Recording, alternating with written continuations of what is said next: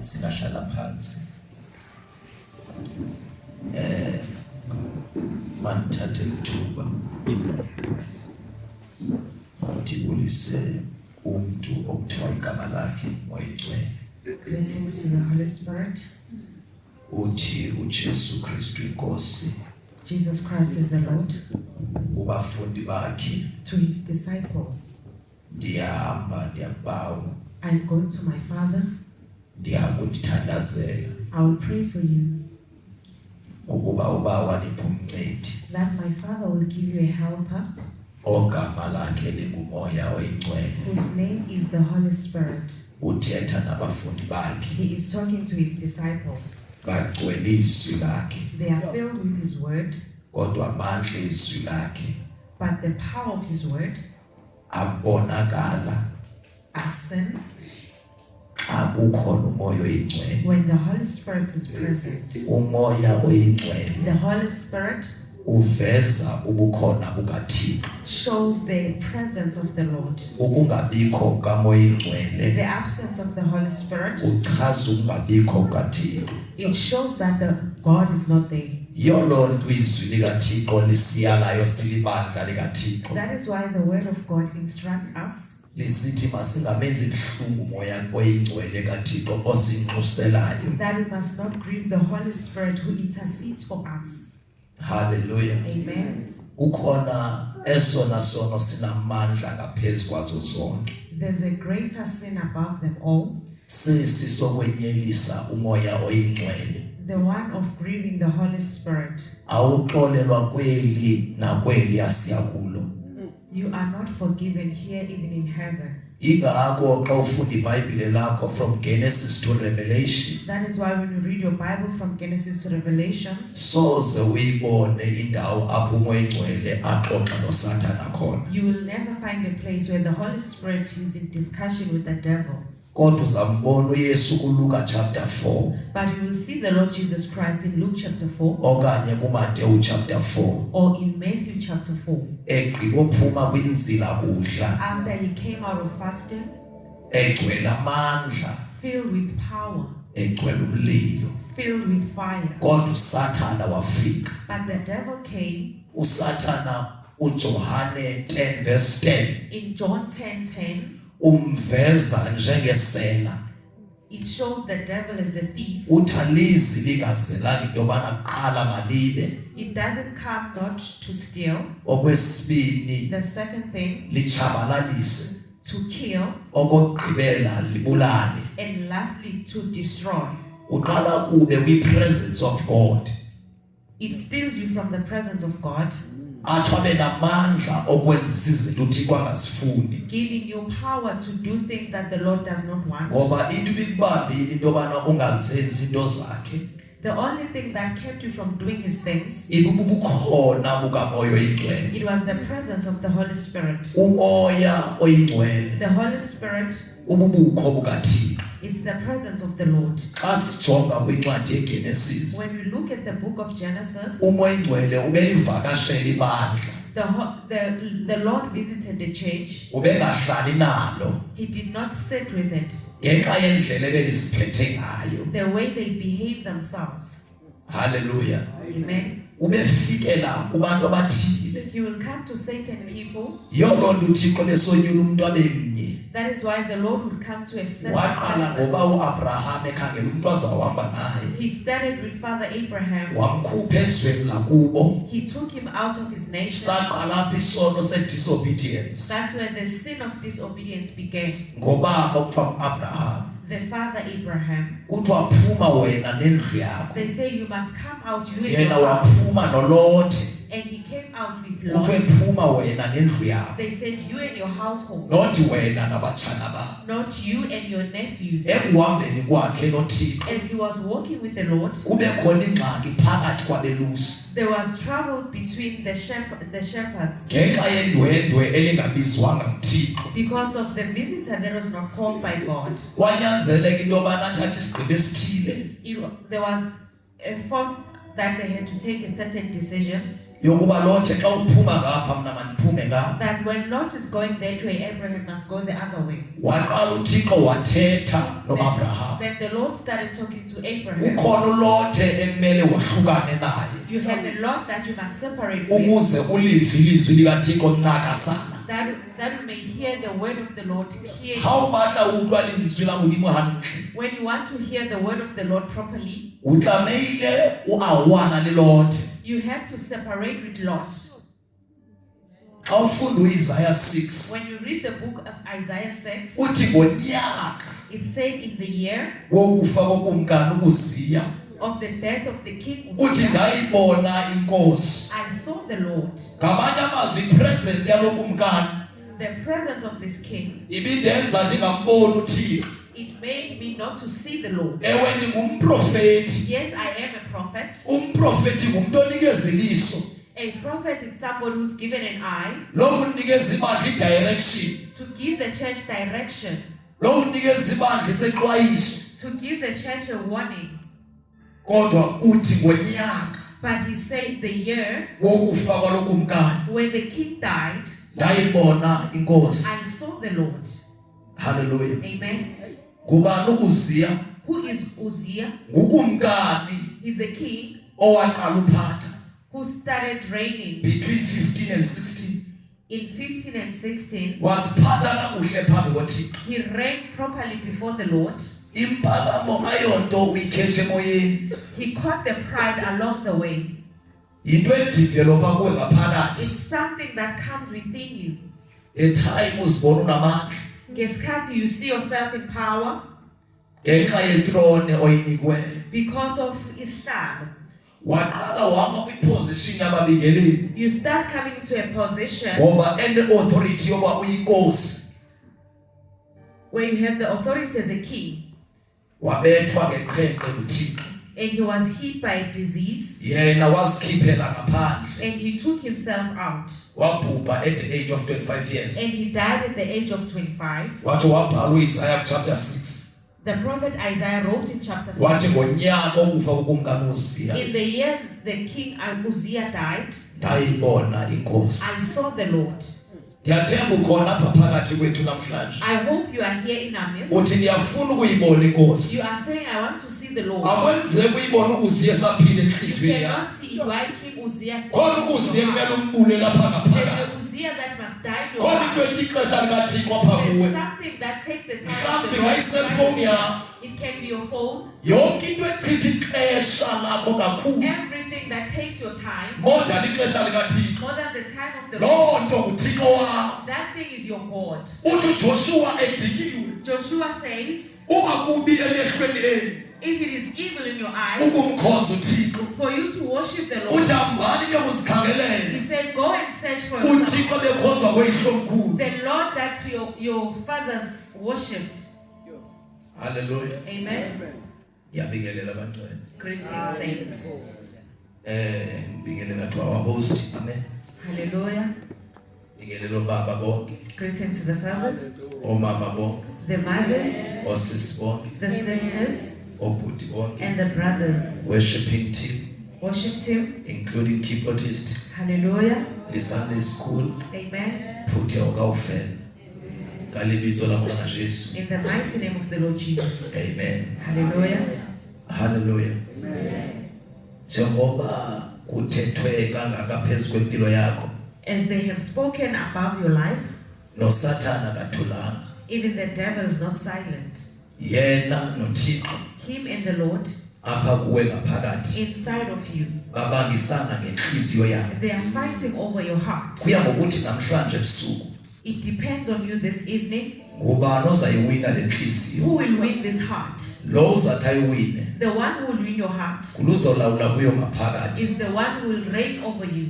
Anazi na Don't you know ukuba amalungu omzimba wenu that the parts of your bodies ngamalungu omzimba kaKristu. are the members of the body of Christ? Into zimanya nayo The things you associate with, ubanyamanye nayo you are one with, ube moyamnye nayo. even in spirit with. Kubalulekile It's important ukusiqaphela To be aware. into zimanya nazo. The things you associate with. Necycle yobomi bakho. Even your cycle in your life. Ingayaffect insindiso yakho. It can affect your salvation.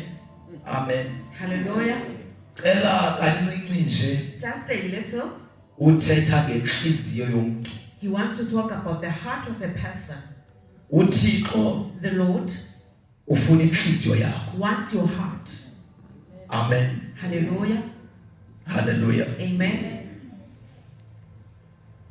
Ufuna uhamba noThixo. When you want to walk with the Lord, kukhona inzame ekumele uzenzile. there are means that you have to do. Unoxanduva You have a war ekumele ulenze. that you have to do. Ngiyayikhumbula apha eBhayibhelini You remember in the Bible, intokazi yayinethobo legazi the woman with the issue of blood, for 12 years. eminyakeni 12. Lithi ilizwi likaThixo The Bible says wawahamba amagqirha he went to the doctors waphelelwa imali and her money finished for iminyaka eli-12. for 12 years. Kwasuke kwavela uYesu Kristu And the Lord Jesus Christ appeared, ehamba nabafundi bakhe.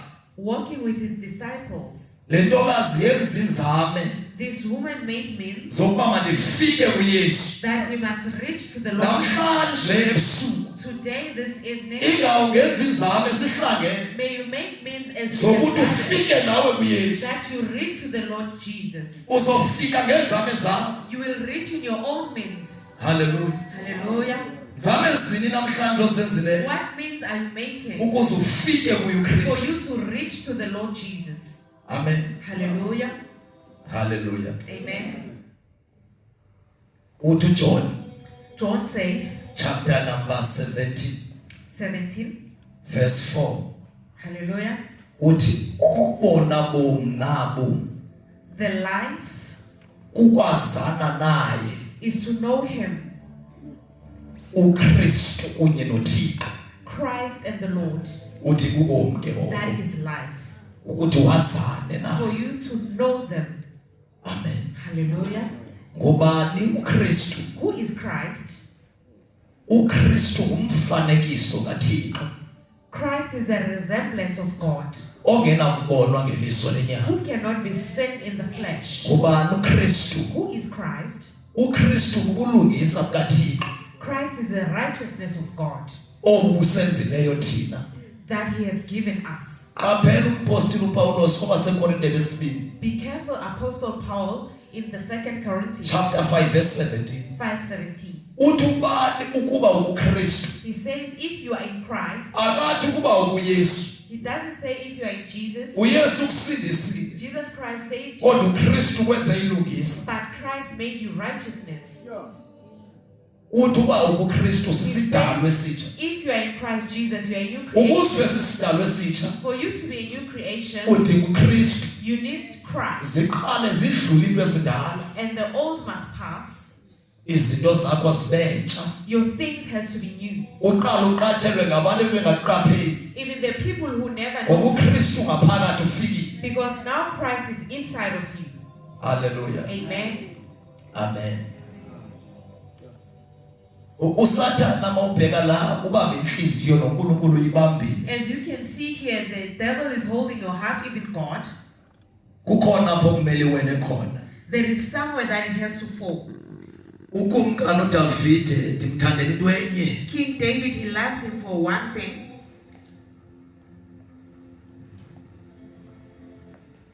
Ubala abantu bakaThixo He counts the people of God ngenxa yegunya lokuyinkosi. because of his authority. Uthi uJowabi He says to Joab, kumkana ingobakho nababantu. are these people not yours, king? Unyanzelwa intoni into bana ubabale? What forces you to count them? Waqhubeka ngoba une-authority. He continued because of the authority. Waqale wabethwa mthixo. And the Lord hit him. Ilishwa ke xa ebethwa mthixo. By bad luck, when the Lord hit him, Akabethi kuyo ubethe ebantwini. he doesn't hit straight on him, but on people. Ingakho wathandaza umthandazo othile. That is why he prayed this prayer. Ubhethele Thixo It is better, Lord, ndiwele esandleni sakho that I fall into your hand kunoba ndiwele kwizandla zentshaba zam. than the hands of the enemies. Amen. Hallelujah.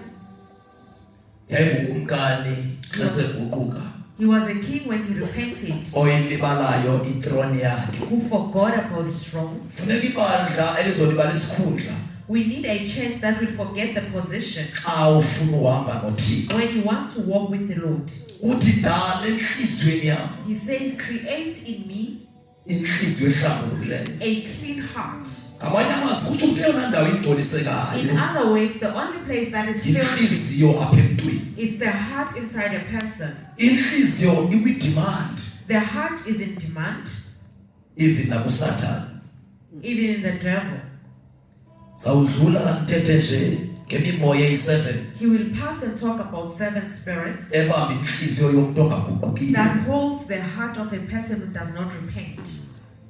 Noba ungahla amandla kangakanani, Even if you can have power, ngeke impilo yakho itshintshe. your life won't change. Khona izinto engeke zenzeke There are things that won't happen up until wenze lento kuthiwa yi-confession, until you do confession wenze repentance. and upenduke, Inhliziyo yakhe yaqala icoceke. and your heart starts to be clean, Umoya oyingcwele athobele indawo ngaphakathi and the Holy Spirit finds a place in you abusa lawule. and reigns in your life. Ngoba xa inhliziyo yakho igcwele le mimoya eyi-7 When your heart is filled with these 7 spirits, isazela sakho siyafa. your conscience is dead. Amavesi waqhelile You are used to the word and the ngoba scripture isazela sifile. because your conscience is dead. Noma ungane 10 years ukhonza Even if you can have 10 years, ube inhliziyo yakho ibanjwe yile mimoya, if your heart is held by these spirits, kuba nzima ukhula kuwe. it's difficult for your growth. Ufika abatsha bakhule The new ones will come and grow, basetyenziswe nguThixo and the Lord uses them useneminyaka ukhonza. and while having years worshiping. Uba nomoya we-frog okanye isem, You have the spirit of the frog umoya osimbolize inkani. that symbolizes stubbornness. Ya uba manganga, umoya osimbolize umqwaliso. Ububone ubuso bakho busonakala, You see your face being the other way. awuthakathwanga. You are not bewitched. Xa ufuna unqoba amagqwirha, When you want to overcome the witches, igqwirha lokuqala ekumele uqale unqobe nguwe. the first witch you must overcome is you. Usisizathu sokuthakatheke wena. You are a reason that you are bewitched. Xa inhliziyo yakho iclean uba namandla ngokugcwele uThixo. If your heart is pure, you have power because you are filled with the Lord. Kuthi abazelwe nguThixo baye besihlabathi neento zalo. They say those who are born of the Lord, they are filled with the earth. Kube khona inyoka There's a snake eyakhipha uAdam noEva emyezweni. that took Adam and Eve from the word. Nayo yakususa kwipresence kaMoya Ngcwele iyamgxotha. It also removes you from the presence of God. Yona imele inhlelendwane. It is standing for gossip. Kube khona umoya wetiger. There's a spirit of a tiger. Ungumzalwane onomsindo okhohlakeleyo. You are a believer who is angry and evil. Awenzwa njalo. No one does that to you. Xa ukhala inyela utshintsha amabandla. When they scold you, you change churches. Awufuna uxelelwa. You don't want to be told. Ube nomoya we-tortoise. And the spirit of a tortoise, Ukukhula kwakho kuhamba kancinci. your growth is so slow. Uba ngubhapha You become a baby omoko. ever since. Ube nomoya wengulube. And there's a spirit of a pig. Ingulube imele ukungcola. A pig stands for death. Imele ubugqwirha ikokukhwela mtshanyeni. It stands for witches. Ibalelwa kulaa nto ifunda kuJeremiya izidenge. It counts in the book of Jeremiah of fools. Amen. Amen. Ube khona umoya wenja. And the spirit of a dog. Umoya wombulo. Amen. The spirit of fornication. Spirit of lust, of fornication. Kube khona ipeacock. And there's a peacock. Emeli pride. The spirit of pride. Pride. Pride. yile yakhipha Lucifer ezulwini. It's the one that took Lucifer out of heaven, Owayene voices as more than 300. who had voices that were more than 300. Iingilosi zazithi zidumisa si more than 10,000. As the angels were worshipping more than 10,000, Xa kufika uLucifer when Lucifer came esithi, and that is the reason and says that is a reason, I seek Elisha. amen, uThixo wayesima ngenyawo and the Lord would stand, uthuleke ezulwini. and it required in heaven, Indumiso kaLucifer yayishukumisa uThixo esihlalweni. and the worship of Lucifer Ezulwini would raise the Lord. kujeyuzela imibala. Kuthi izidalwa ezine zasezulwini And say the 24 elders ezinobuso ngathi bobethole. Ezinobuso ngathi bebegonyama bobomuntu bobokhosi. amen. Zasingalali zisithi ugcwele uThixo. They never slept. They say, hold on. Zinamaphiko ayisithupha. They have 6 weeks Zibhizi ziyaphaphazela. as they are flying. Zimnika indumiso zwi day and night. They are giving him worship day and night. Akulalwa pha. They don't sleep in heaven. Uthi kusuku nemini abukho. They say there is no day that Uphilwa ngendumiso. they worship, uThixo and the Lord ashukuya will stand from his throne ngokusukunyiswa ngamandla edumiso. because of worship. Yolonto xa kubuyiswa xa beyothatha iJeriko abantwana bakwaIsrayeli. That is why when they were overcoming Jericho, uJoshua the son of Nun amen, ukhokhelisa abadumisi phambili. he is leading the worshippers, Kulandela ababingeleli bephethileya and the priests are following. esithi Joshua is your name. They are saying hallelujah. Emkhahlela bemfoma They are worshiping him. esithi you are Jehovah Eliata. Hallelujah. Esithi you are Jehovah Parpersi. Amen. Esithi you are Jehovah El Shaddai. Esithi you are Jehovah Elikan. Hallelujah. Esithi you are Jehovah Mikadesh. Thank you, Jesus. Esithi you are Jehovah Omniscient, Omnipresent. Hallelujah. Esithi you are Jehovah Parpersi. Esithi you are Jehovah Roy. Hallelujah. Athi uThixo ukulungisa. Thank you, Jesus. Esithi you are Jehovah Isha. Yes, Lord. Esithi you are God the husband. Thank you, Jesus. Esithi you are Jehovah Ebenezer. Bathu silondile kude kwabalapha. Bathu sithwele kude kwalapha. Emnikeza udumo. Hallelujah. Wathi ubosa nehluleta. Thank you, Jesus. Ukubukhona bakho ngeke buhambe nawo. Yes, Lord. Kuthi ubusuku wayihamba nabo ngomqulu welifa elivuthwa amalanga bomlilo. Amen. Athi uJohane ndabona onjengonyana womntu. Athi ubuso bakhe obukhanyisa amalanga lisemandleni. Athi amehlo wakhe ayivutha amalanga bomlilo. Athi emlomeni wakhe kwakuphuma izwi elinjengenkele lingumlilo. Uthi lihlaba liqophozele emongweni. Uthi walenza izigigaba kwihlathi laseLibanon. Lathi lizimithe elikhulu ebesidala. Layenza isaqhwithi inhlango yaseKadesh. Izwi lakhe. Athi uJohane uqalekela ulizwi wayekhona. WayenguThixo kunye noThixo. Athi izinto zonke zabakhona ngaye. Athi ayikho into ekhoyo engadalwanga nguye. Athi kuyo ulizwi kwakukhona ubomi. Athi yena uyimbali yobomi. Athi ulizwi lowo ngumuntu waphila phakathi kwethu. If you want your flesh to submit to your spirit, the word must become a person in you. Umufuna umoya wakho, inyama isubmit kumoya wakho. Kumele ulizwe abe ngumuntu ngaphakathi. Uthi uKristu eseGetsemane, nokwenzeka lendebele mayidlule. Towathandaza inyembezi zakhe zanje ngamathonsi egazi. Prayer. But these 7 demons zenza umthandazo benzi. Why prayer? It's because prayer is necessity for survival. Usurvive njani without prayer? Ngoba bakhona oSawule abaphethe incwadi ethutshisa wena. Njengoba silapha ubani nobani noSawule wakhe. kodwa ibandla laseDamaskeu lalihlele emthandazweni. Njengoba lihlele emthandazweni, uthi uSawule ezangafike waphele emathafeni aseDamasko, wabalekelwa kwakhweleta izulu. Athi Sawule ndithuthiselani na? Ngamanye amazwi awusengo wakho, othuthisa wena uthuthisa uThixo wakho. Uthi wamamela kumkani uJehoshafathi, le mfazwe akusiyona yakho ngeyakho. Uthi ndiza kunilwela. Ingxaki yakho usakhangela idonki njengoSawule. Uthi what a donkey that you are looking for has been found. Wayeka esina tholakele. Ibambele nemoya.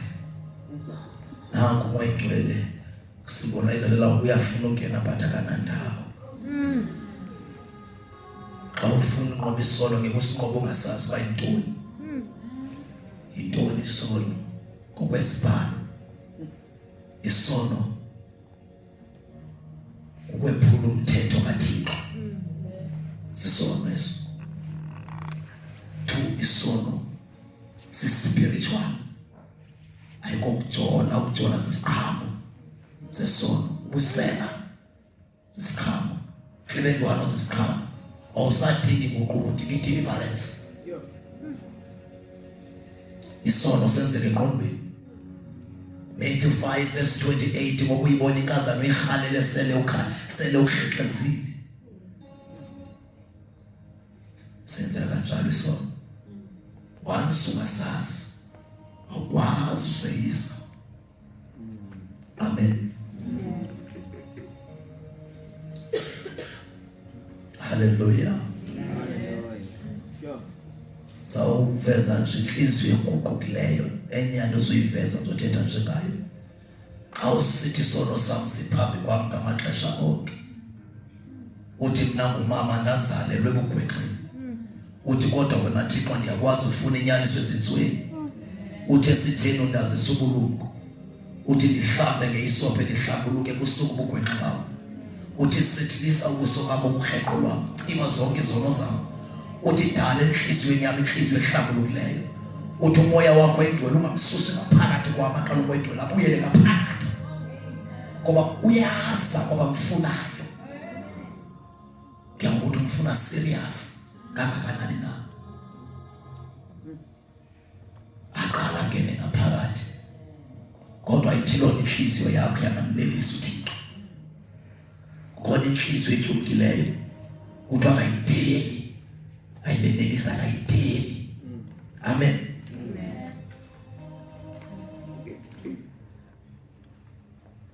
Yayibona le nhliziyo. Inhliziyo esinikeleyo le. Ayikholisa uThixo. Akakholiswa inhliziyo esinikeleyo. Amen. Usuphendukile, but inhliziyo yakho ayikamkholisi. Uma ufuna uva amandla kaThixo, ukwakho yabona umthixo umva abantu esilapha enkonzweni sonke. Phinde yokwamkela uYesu uqalele. Uvifuthe lakhe ukafiyela. Uba umvanyanisela kuwe. Uba unanyani sozibe delivered. Ungaya abantu abapowerful bonke. Enavesa qhuki. Xa lisithi inyaniso yakho nikhulule. So inyani lapha kuwe. Oyena muntu uzasimanyana uwe. Yabona xa unonyanise lapha kuwe, izinto zakho zingahamba kwendlela kaThixo. Awudingi prayers, udinga inyani lapha kuwe. Then uqala uthandaza. uThixo ufuna inhliziyo loluhlobo. Inhliziyo eyithembile. Azohlala kanje ngaphakathi. Ulawule yena ngaphakathi. Kunendawo uThixo angalawuli kuzo apha kuyo. Mhlawumbe ulawula apha enhliziyweni, akalawula apha engqondweni. Funeka alawule your whole body. You are the temple of God. Khona nje umzekeliso wendoda ekuthiwa wafika uYesu mfundisi wami yamnika igumbi eliphezulu. Wafika uSathane khona uYesu wangena. Yani question one, how come the devil come into my house? Kodwa uYesu khona yaphenduka yathi ngiyamnika ne dining room. Waphela uSathane wangena wathi ngiyamnika another dining room. Wangena uSathane wathi benze imistake, wathi thatha yonke lendlu. Uthe xa noko uSathane khona akusavuli yena, kuvula uYesu, ngoba isenguyo olawulayo apha kulo mzimba, kodwa nguKristu olawulayo. Kunoko kufele kuvula uYesu, kunoko isono kuvula uYesu, kunoko amagqwirha kuvula uYesu, kunoko indlala kuvula uYesu, kunoko amadimoni kuvula uYesu, ngoba olawula le tempile nguYesu. Athi Paul mna sibotshwa singathixo, athi I Paul, the prisoner of Christ, the prisoner. Ngamanye amazwi aliphili ngendlela elithanda ngayo. Uyitempile kabantu, niba ngaphi le tempile abalawulayo? Asilawuli inkosi esiphila, kumele kulawule bene namhlanje ebusuku. Ilapho inkululeko yakho, abuqoqoswayo kubona vulapha. Kubani owunayo inhliziyo? Nyana wami, ndinike inhliziyo yakho, nazakunika yonke iminqweno. Ndinike le nhliziyo, andifuni intinitsi, ndifuna inhliziyo. Ndinike le nhliziyo. I want your heart. Ibatla mpilo ya hao kase, mphe mpilo ya hao.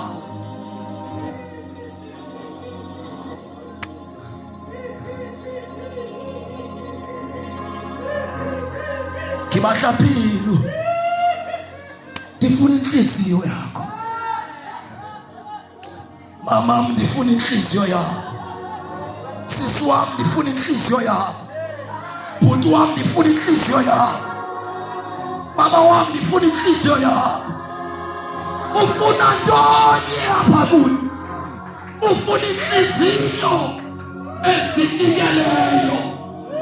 Akafuna inhliziyo epretending ngathi sinikele. Ufuna inhliziyo egqibeleleyo.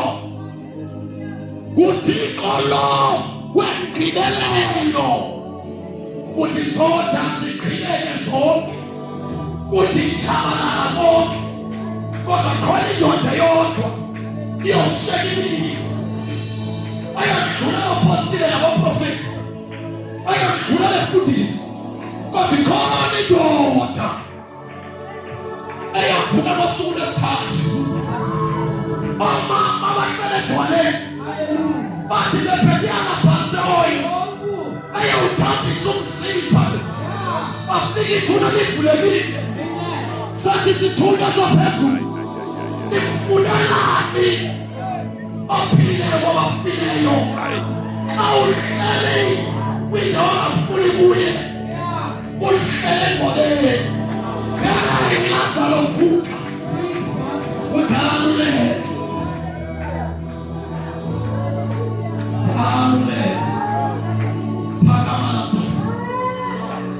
Santakabaya Zotoriaba Matoko Sande Maila Oshanta Repetosia Zelepayato Likapania Saladose Peliato Palada Sataya Udoshtabelelayo Tuamonina Maka Epanis is the source.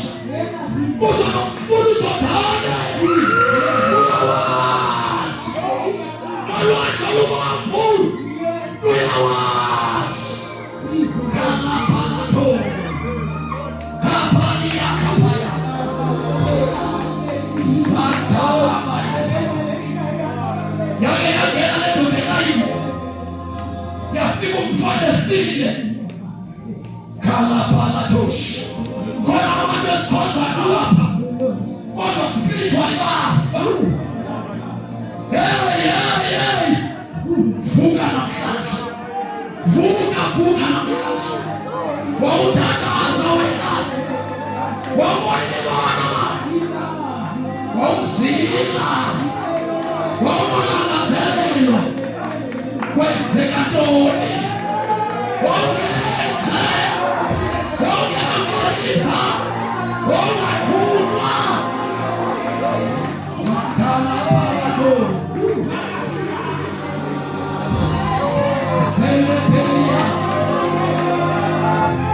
kila palo, zapala, zadoya pala, pala kapalato, zakapaliato, kuwe sono, kuwe namshache, kuwe panate. Iseso matolo, iseso mafelelo. He is the Lion of Judah, in the kingdom of ignorance. He is the Son of Man, in the kingdom of humans.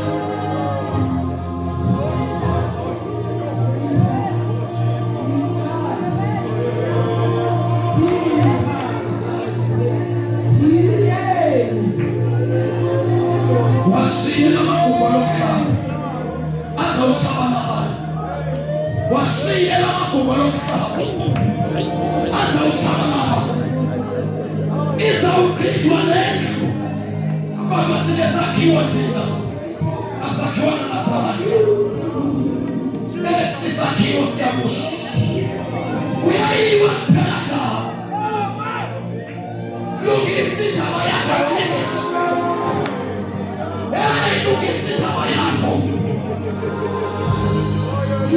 Hayi kapalato. Zetelebela. Satana payato. His name is Jehovah Elikah.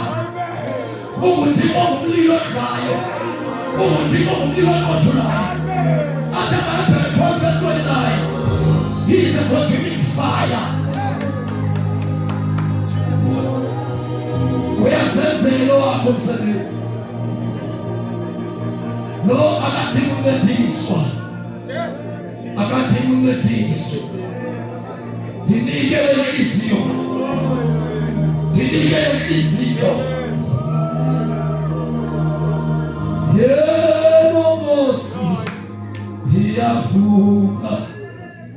Ndifune sakho isandla.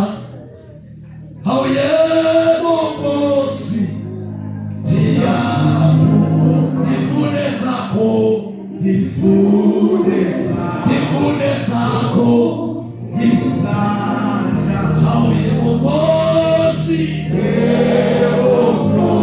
Yebo Nkosi ndiyafuna. Ndifune sakho. Ndifune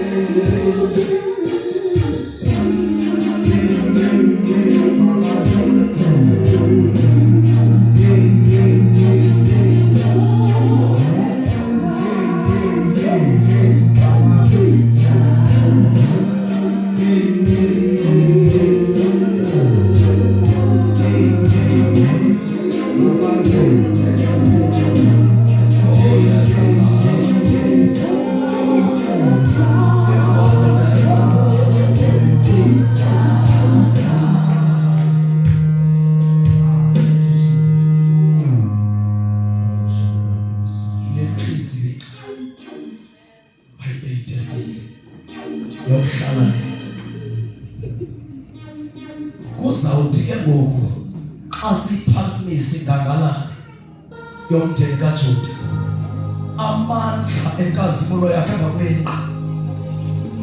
Uthi John chapter 3 verse 14 to 15. Njengoko uMose wayiphakamisayo ehlala inyoka yobhedu, athi kanjalo ke naye uKristu umele kuphakanyiswe. Makaphakame uYesu ukuze iphoyizini ezifuna izibiliki enhlango badliwa sinyoka, kodwa Mose benzela inyoka yobhedu yilesi izophakamisa yona ukuze bonke abalunyiweyo phekani kuyo namhlanje, bonke abapheka kuyo baphiliswe. Ashalabaya Mantelia Satalabaya Likapalia Lebrado Shalaba Libalia Kapalia Labrado Shapa Zelepea Kapala Holabali Kapalatu Andalia Kashantalabo Oshalama Yetelebeshiata Zepeli Kapaladosha Wenandele Belia Kapalata Zebra Kapalato Sete Zepelia Kapalatasa Palado Seteliaka Oshala Palia Pato Oshala Pakashata Ukala Palika Patosia Ziproko Palato Zalala Palato Sepe Zipolo Paladea Madele Palasia Zapakashata Zeleba Kalapaya Palakapatosha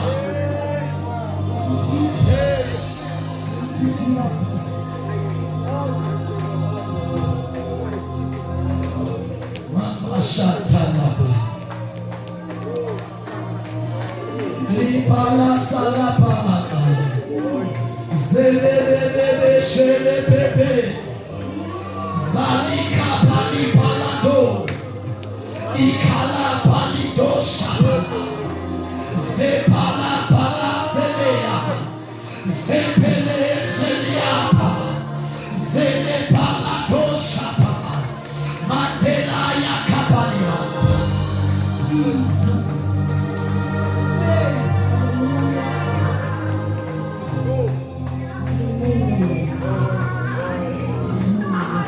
Safurane kwa kufuna yekutana Kalifu abanaye Nishizwe pelele Basiendo pahali no ashera No ashita root Basia mpeli siele misu wanamshaji Sio migele na mutimo wetu Kwa mafila mafilisti na lomshata Watu kubalwa leyo Ikamana sifake na misu wanamshaji Aya sabati wana zetu All Sunday Ujamanini Uyesu na macha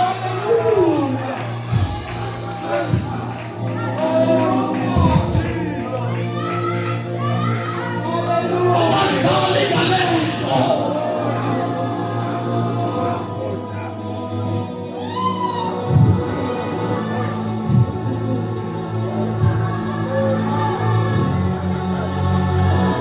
Inamandla Ipili Inabasebenzela abayiphilelayo okwesibili bayikholelwe Yiphilele izakuphilela Phila endaweni yayo izawuphila endaweni yakho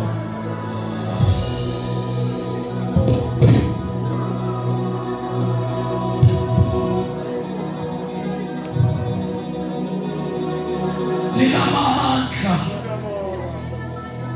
Lishuma amahlathi lizuzisa amakhamakazi liphilile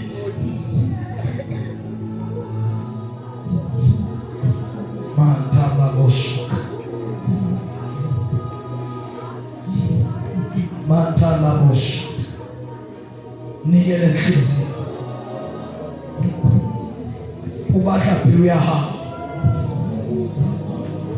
Moya wenzebo ubakha uwalewe. Uthatha into zehlezi mona biya ha.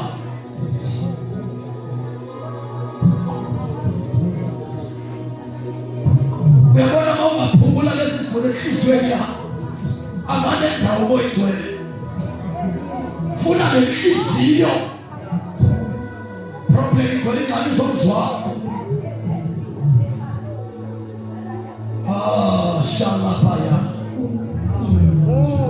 Zelepelia. Uthi hlalane kum. Nami hlale kuni. Hallelujah.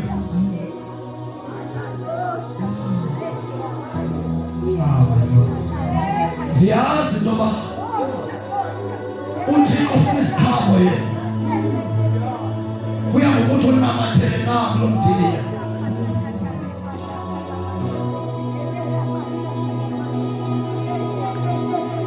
Onke amaseba kuki angathwala isikhabo.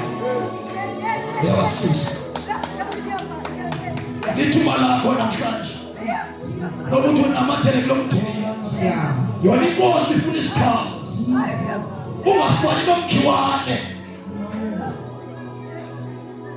Kule ndwebi ngaka. Funa isikhabo thina. Akafuna excuse.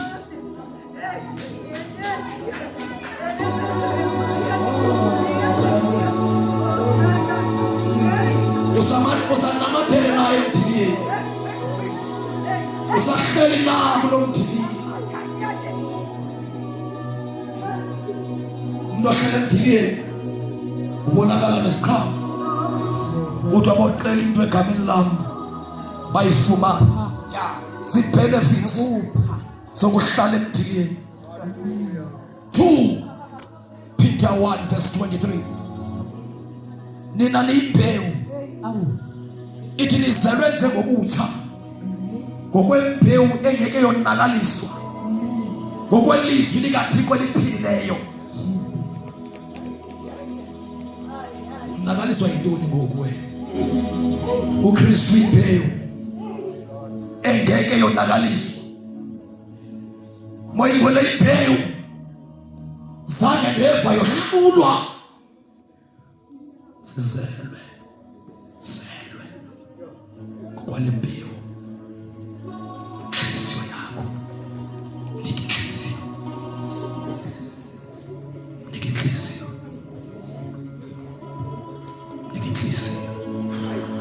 Funa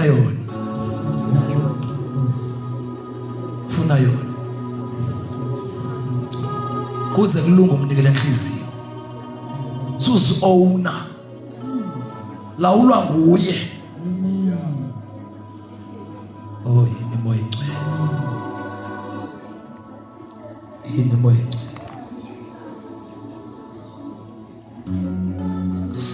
Ngiyathandaza.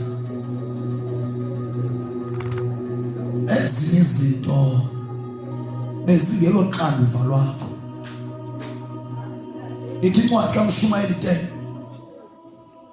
Uma umoya ombuso uvukelana nawe, musu kuyishiya indawo. Iproblem yewashiya indawo. When the spirit of the ruler become angry with you, do not hand in your resignation. Position yourself. Pa kwalika moya. Noma ungayi asha. Noma ungayi worshipa. Noma ungumdlali wehadi. Noma ungumuntu ohlala esitulweni. Amadimoni awathethe lonto. Yabona emajoni abaphekayo ifuna ku size 28 kuthiwa you must wear size 28 for 5 years. Kamanye amazwi, you have to maintain the waist. No say kitchen, you have to maintain the waste. No petty spam, you have to maintain the waste. Naluphekayo kumele akwazi udubula. Naluklinayo kumele akwazi udubula. Noma uyasha. uStefane wayeyasha. Washumayela izulu lavuleka phakathi. Bamshaya ngamanye akezwa lutho. Wabheka phezulu. Wathi ngibona izulu livulekile. Wansangabikho bayingcwele ubona ingxaki sivulekile. Once wazala amandla akhe zithi zikushaya ufane noJobe uthi igama lakho amalibongo. Uthi inkosi iphile, inkosi ithathile. Bese emhlabeni ngingenanto. Ndiyobuyela kuwe ndize abantu abazohamba noNkosi. Abantu abazi-understandayo uba ndiyezalise Sathane. Gama lakhe malibongo.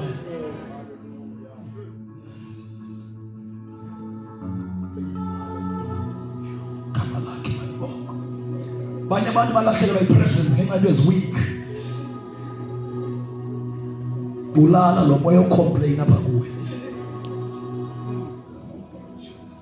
Utheni ucomplain kangaka? Ubani uzocomplain? Xala ucomplain.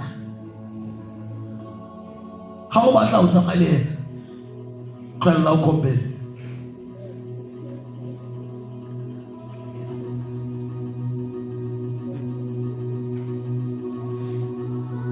Ufuna walikia ngathi ucomplain.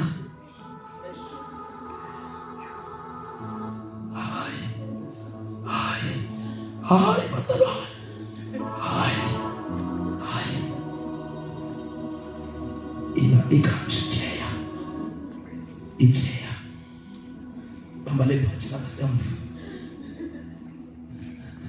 Ikeya. Ikudlulisa indawo. Babantu abantu kudlula wena. Kanti ikeya.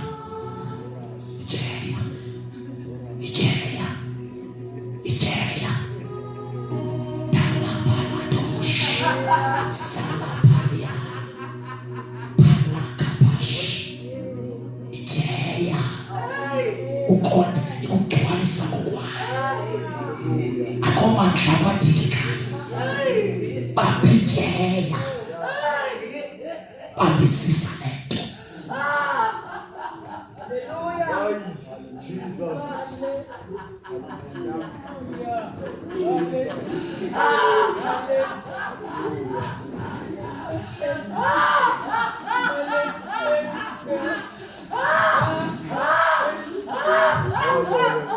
Susa lamathola babinhliziyo sozuyithwale.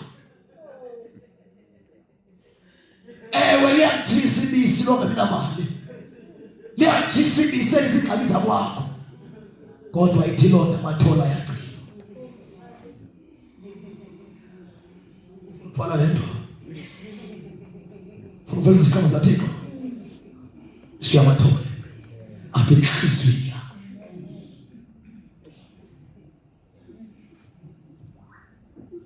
Ufuna usiniswa phaka, shiya amathola apha enhliziyweni yakho. Ungekazalwa ndakwazi, ndakumisa, ndakwenza.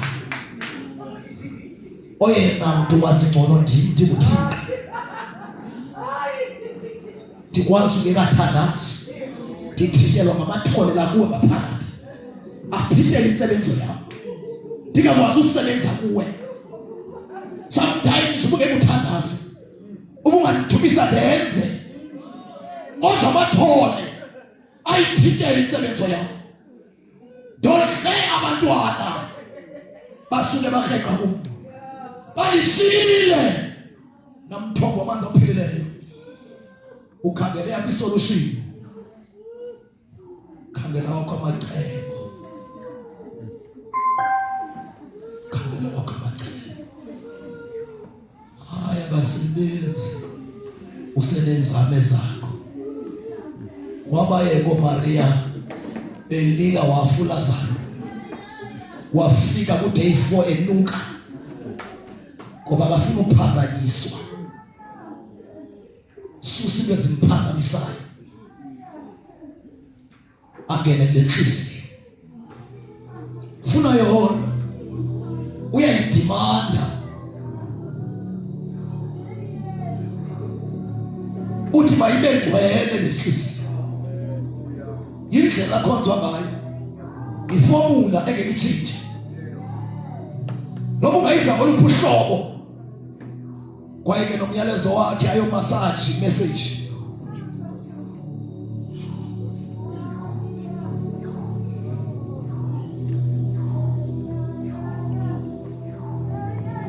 uyabuza Paul Timothy ngiyakuvuma nawe ukukhalela lezi ngathi okanye nokhubeka lwayaphi uthando lokuqala lwayaphi kawuzihlole wawunje yayaphatshisa ngalo yakho yayaphi kanti ikwenza igeza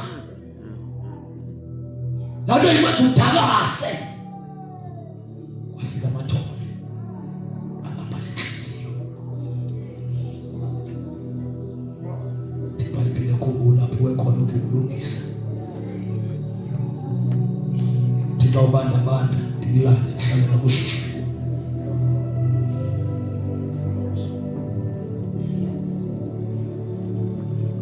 there are things that you never qualify to do as a believer abanye bezenza khona izinto ngekukwazi uzenza bekwazi uzenza abanye ungozi bamathole enhliziyweni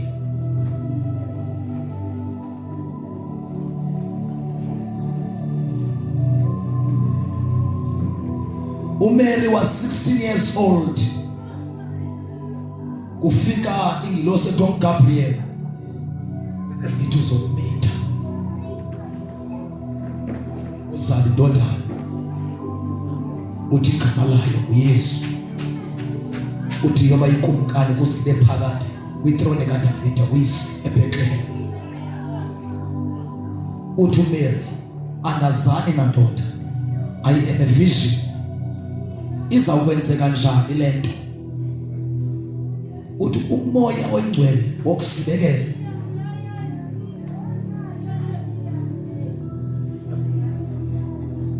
izawenzeka kanjani mama umoya oyingcwele wokusibekela kukhona abantu apha abathi how Holy Spirit how God umoya oyingcwele ozoyenza lento yenzeke ungazama ngandlela zonke kodwa umoya oyingcwele kuye oinstructweyo kwabo bakholwa kuKristu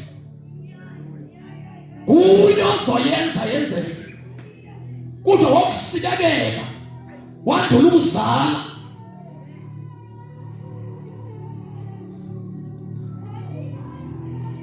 manje befanga ukuthi baya prophet basengamadlolo ufake intercessor semidlolo uyakwenza njani only by the help of the Holy Spirit and the works again go vule isibeleko sakho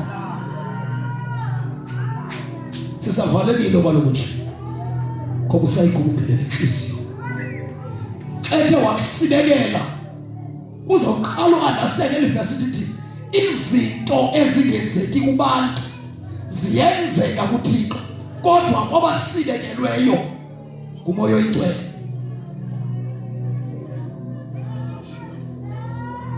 utayikho into emqabelayo uThixo I exist but the absence kamoya oyingcwele yenza ibe khona kuwe ibingekho Thixo kuwe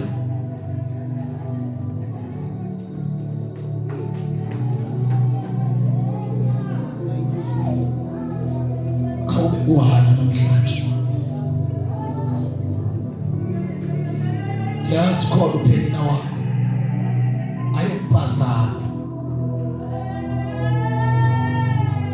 khawubalekele uEli wethu oyingcwele She prayed. Kwaphela amazwi. Kuthiwa yayibebezela imilebe sewungekho umthandazo esithi baba. Waze wabuza umbikele Hana usanxile na. Wathi andinxilanga ndiphalaza imbilini yam kuYehova. Problem usayiphalaza ebantwini.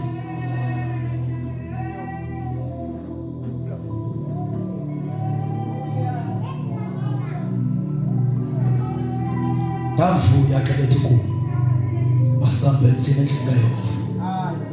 Inyawo zam zafike zame emasangweni akho Jerusalem.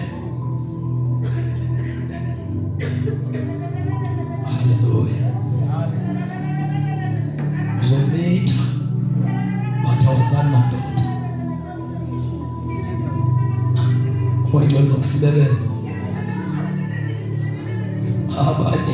Abana faith sebembona. Abanye sebegqityiwe basalindi.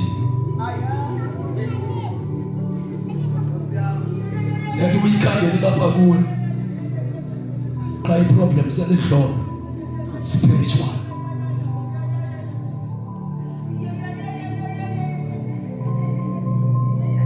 Amadoda abheke bawuse ayethetha ngayo.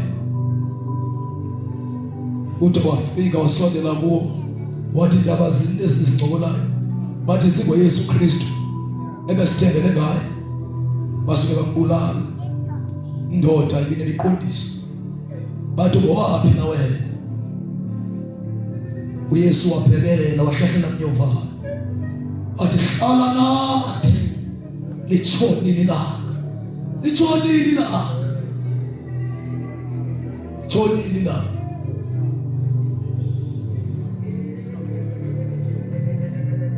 Bathi bakuhlala naye wasikelela isonka wabahlephulela abadla. Baba nansi into uthi inhliziyo yabo yayivuthumlile. Baqala uqonda into bana nguYesu lo. Nikele inhliziyo.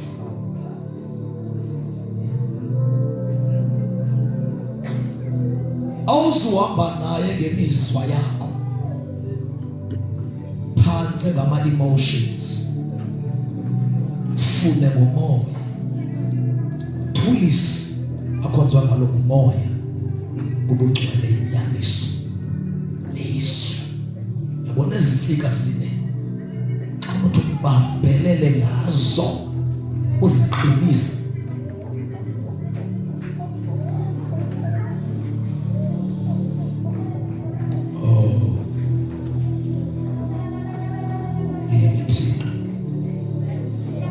Wathethu into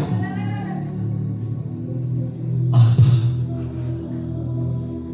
wathi ezinye izinto lesithethwa nawe yakubulala kuSamson lento wathetha imfihlo lefana bakayithethi wayenesihluthwe ezi7 kanti uxelela uDilayila othunyiweyo ukuthi awazi bapha amandla.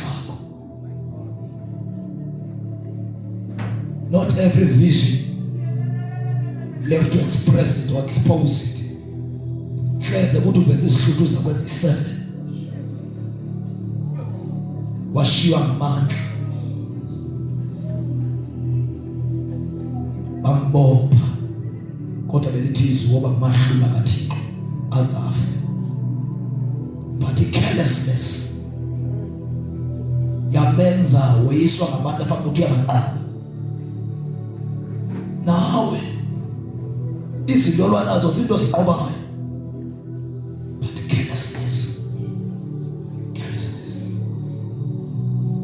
Siyatandaza. Listen. Abhisalo kwambulala uAmnon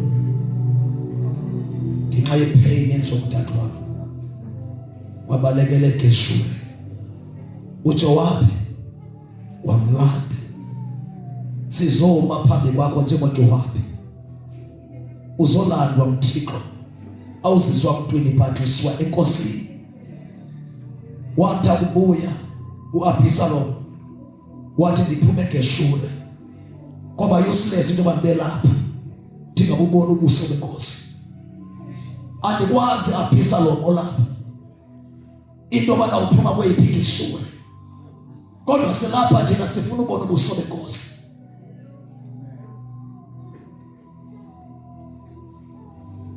Ndiphume ngeshule. I want to see the face of the Lord. Batla ubona sefahle somebody. It's useless for me to be here if I can't see your face.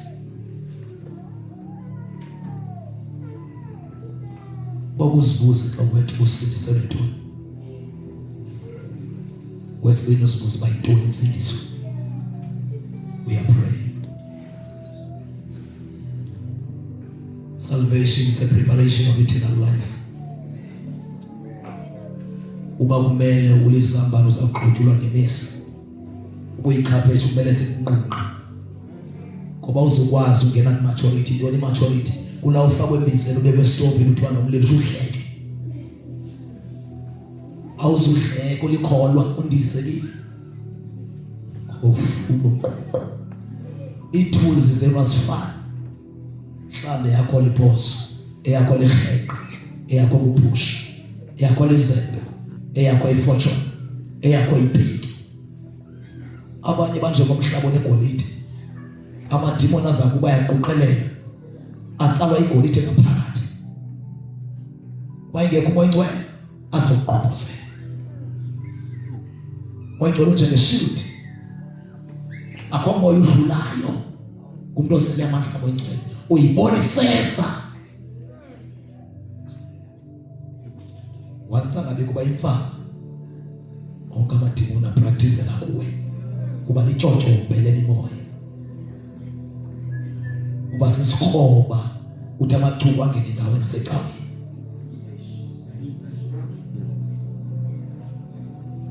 Hallelujah. Amen. Amen. Utani ngobeni. Nina nezimvu kunye namadlelo. Tu ayisinini abazidalileyo. Uthixo tingenani masango nakhe ngendumiso. Nakhe ngekule. Amen. Hallelujah. Amen. Khona izinto ekumele uzidivorce xa ufuna uhamba noThixo. Unyanzelekile. Okwesibili, ezo zibamba inhliziyo nazidinga umthandazo, zidinga isigqibo. Wagqiba enhliziyweni yakho uDaniel into yobana akazuzingcolisa ngewayini kakumkani. Uba ungabikho defile, it's your decision. Uba ungangcoli, i-decision. Bangendihle ukudla kwakho kumkani. Then you begin to pray. Amen. So, nikele inhliziyo. Ufuna yona nje kuphela. Sikulapha namhlanje. Give him your heart. Amen.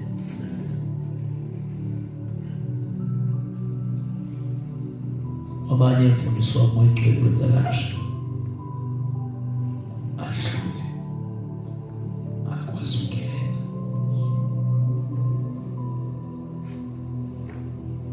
Ufifuthe bakhe. Qaqala ukliphile bakho moya ingcwele. Ngoba benhliziyweni yakhe khona izinto ezivukayo. Ezimkhuphayo apha lapha.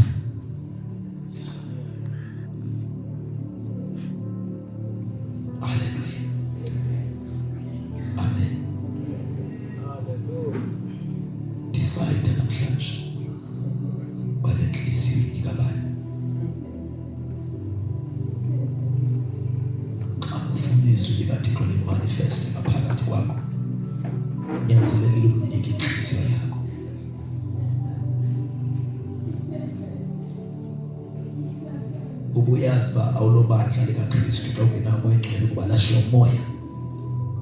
Uyo lo onayo. Iqaphele ubana ababikho ingcwele. Ibandla ayizodonga zacawe umuntu ogqibelele enkosini. Akuthi manje uhleli bandla wehlele wena. Ukhangela abangabakhe. Uthi uyabaza bakhe.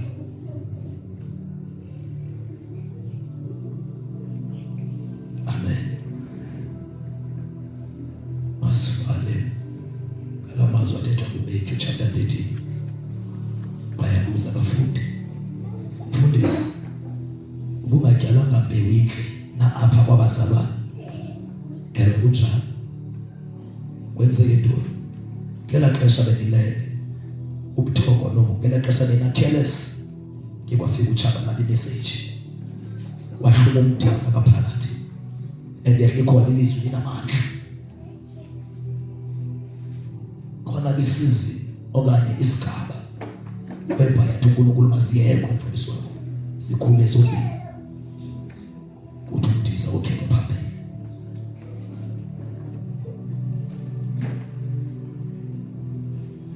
Amen. Hallelujah.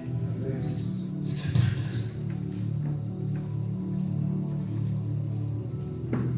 Awufuna uhamba noThixo. Ayiba benhlizweni yakho. That is ego. Akuthandazela ukuhamba noThixo. Don't steps oqala uthatha isigqibo. Isteps esibini uphile gcwele. Esesithathu uthandaze. Ngoba amandla prayer abe holiness. I-holiness is a decision.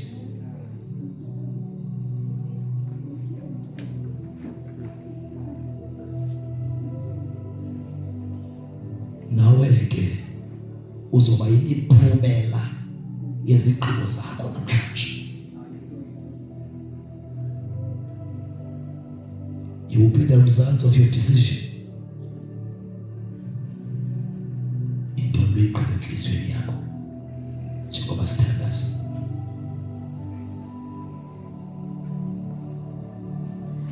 Ubuyazi ndoba xa phezulu ekhaya xa sifanayo khona incwadi yezono. Make sure that the book of sin is blank. Amen. Ngoba yile uSathane ayisebenzisayo. Bekhona incwadi yobubo obunaphakade. Ayina age. Ayina Sunday school. Umntana akuze kuphosilo sikaSathane uthi ayisemncinci. Uqhomeke ke kuwe xela kasithathe isigqibo. Isono sakhe sobalelwa phezu kwakho.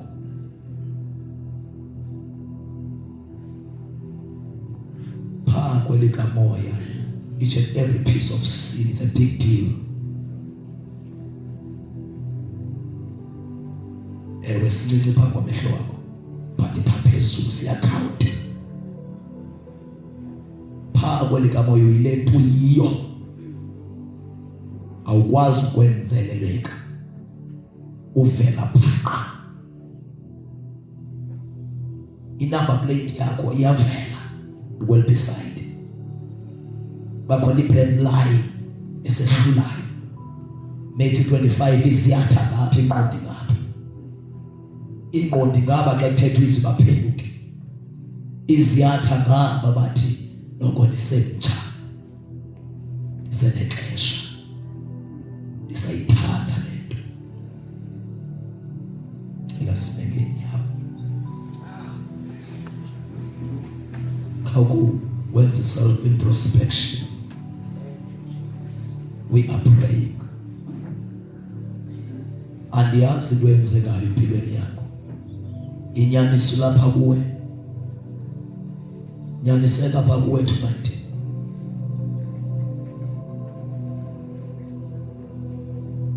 Kwafunda ivesi apha emini imfundiso wamelithi. Sukela nakholwayo nje.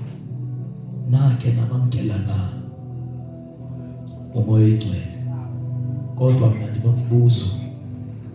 Njengoba namamkelayo nisenabo na ubuhlobo naye.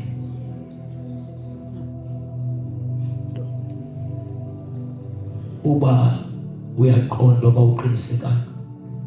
baleke uze ngaphambili standards. Be sure.